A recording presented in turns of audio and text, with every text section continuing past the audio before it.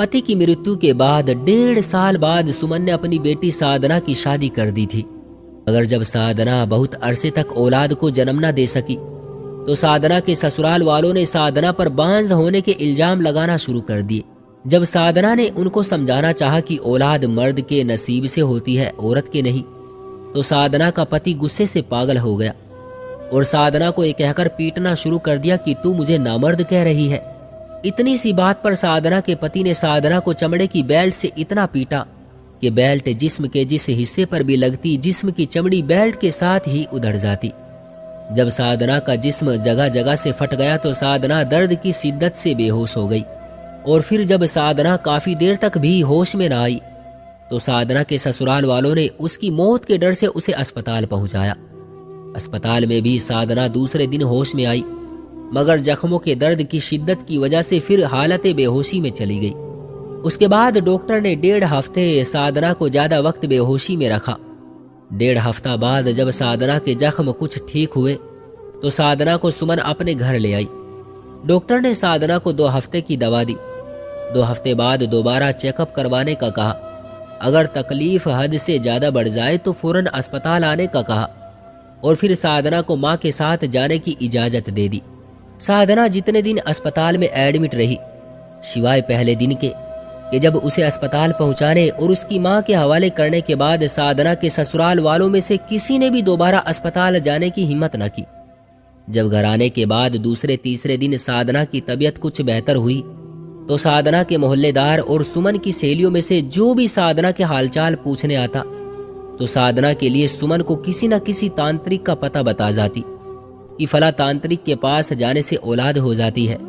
सुमन ने अपनी सबसे करीबी सहेली की बातों में आकर बेटी के लिए औलाद लेने की खातिर एक तांत्रिक के पास जाने का फैसला किया। जब सुमन उस तांत्रिक के पास पहुंची तो तांत्रिक ने बातों बातों में सुमन से उसके सारे हालात मालूम कर लिए और अच्छी तरह तसल्ली कर ली कि इन दोनों औरतों के आगे पीछे कोई भी मर्द मौजूद नहीं। तो तांत्रिक की शैतानी हवस जाग गई।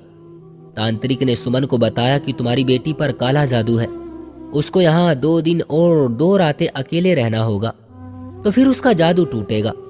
उसके बाद उसके भाग्य में औलाद लिख दी जाएगी। सुमन अपनी कम अकली की वजह से तांत्रिक की बातों में आ गई और घर आकर साधना को तांत्रिक के पास ले जाने को मजबूर करने लगी, मगर साधना इनकार करती रही। और इस बात पर साधना की मां ने साधना से नाराज होकर साधना को बद्दुआएं देना शुरू कर दी। साधना जो पहले ही जिंदगी के सितम सहते सहते आधी मर चुकी थी, माँ की बद्दुआ सुनकर रोने लगी और माँ को प्यार से समझाने लगी कि माँ, किसी गैर मर्द के पास मुझे 2 दिन तक छोड़ने में आपको जरा भी झिझक और शर्म महसूस नहीं हो रही। और वैसे भी तांत्रिकों के पास औलाद या दौलत वगैरह पाने की नियत से जाना ये सब अंधविश्वास है। मगर साधना की माँ सुमन ने साधना की बातों को ना माना और साधना को तांत्रिक के पास ले जाने की जिद करती रही। तो माँ की बद्दुआओं से डरकर साधना तांत्रिक के पास जाने पर राजी हो गई। जब सुमन साधना को लेकर तांत्रिक के पास पहुंची तो तांत्रिक ने बहुत गुस्से भरी नजरों से देखते हुए सुमन को वापस जाने का आदेश दे दिया और साधना को कमरे में बंद कर दिया।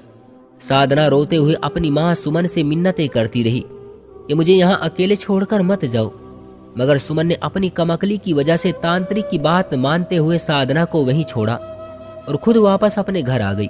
वो ढोंगी तांत्रिक उस लाचार बेसहारा साधना को 2 दिन तक रस्सियों की मदद से बांधकर अपने चेलों के साथ मिलकर अपनी हवस का निशाना बनाता रहा। साधना उस तांत्रिक को कस्में और बद्दुआएं देती रही, मगर तांत्रिक पर तो शैतान सवार था, वो बाज न आया। 2 दिन तक कई बार साधना के साथ संबंध बनाकर उसकी माँ सुमन के पहुंचने से पहले ही जिस कमरे में साधना कैद थी उस कमरे को आग लगा दी। जब सुमन वहां पहुंची तो उसकी बेटी साधना नकली तांत्रिक और उसके चेलों की 2 दिन तक हवस पूरी करने का दर्द सहकर जलकर कोयला हो चुकी थी। तांत्रिक ने सुमन को बताया उसकी बेटी पर इतना खतरनाक जादू था कि जादू की काट के दौरान ही साधना के कमरे में आग लग गई। साधना समेत सब कुछ जलकर भस्म हो गया। अगर साधना तुम्हारे घर पर ही रहती तो शायद अपने साथ और भी कई लोगों की मौत की वजह बनती। यूं सुमन ने ईश्वर का धन्यवाद किया कि साधना की वजह से घर में किसी और सदस्य की जान नहीं गई और रोते रोते बेटी की लाश लिए वापस आ गई। बहुत दिनों बाद सुमन को पता चला कि उस नकली तांत्रिक को पुलिस ने पकड़ लिया है और उसने साधना समेत 3 और बेसहारा बच्चियों को अपनी हवस का निशाना बनाने के बाद जलाकर कत्ल करने का जुर्म भी स्वीकार कर लिया है। ये खबर सुनने के बाद सुमन के सामने साधना की मिन्नतें, उसका रोना और बातें घूमने लगी। सदमा इतना पहुंचा कि सुमन जल्द ही दिमागी मरीज बन बैठी। सुमन आज भी सारा दिन साधना की याद में आंसू बहाती रहती है। कई बार आधी रात को 12-1 बजे गलियों में घूमती रहती है।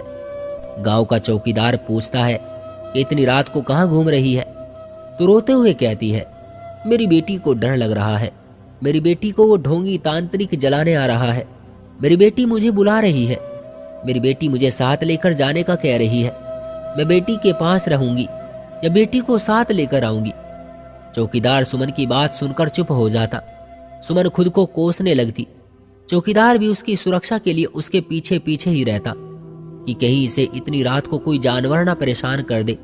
दोस्तों, आजकल के ढोंगी तांत्रिकों से अपने आप को बचाएं, अपने खानदान को बचाएं, अपने प्यारों को बचाएं, क्योंकि ये हवसी तांत्रिक किसी की शर्म नहीं करते। और ये एक साधना नहीं बल्कि कई साधना जैसी लड़कियां इन हवसी तांत्रिकों का निशाना बन चुकी है। अपनी इज्जतों को इन ढोंगियों से बचाएं और ऐसे किसी भी भेड़िए के जाल में न फंसे। और मेरी मर्दों से भी गुजारिश है कि औलाद की खातिर औरतों पर जुल्म करना बंद करें। दौलत औरतों के नसीब की होती है और औलाद मर्द के नसीब की। ईश्वर हम सबको सही रास्ता दिखाए। उम्मीद करता हूं दोस्तों, हमारी आज की ये दर्द भरी कहानी भी आपको पसंद आई होगी। इस वीडियो को अपने दोस्तों के साथ जरूर शेयर करें ताकि उन तक भी ये किसी की जिंदगी पर बीती हुई दर्द भरी कहानी पहुंच सके। कमेंट बॉक्स में अपनी राय जरूर दीजिएगा और हमारे समाज की इसी तरह की सच्ची कहानियां सुनने के लिए मेरे चैनल को सब्सक्राइब करें। मिलते हैं अगली वीडियो में, तब तक के लिए धन्यवाद।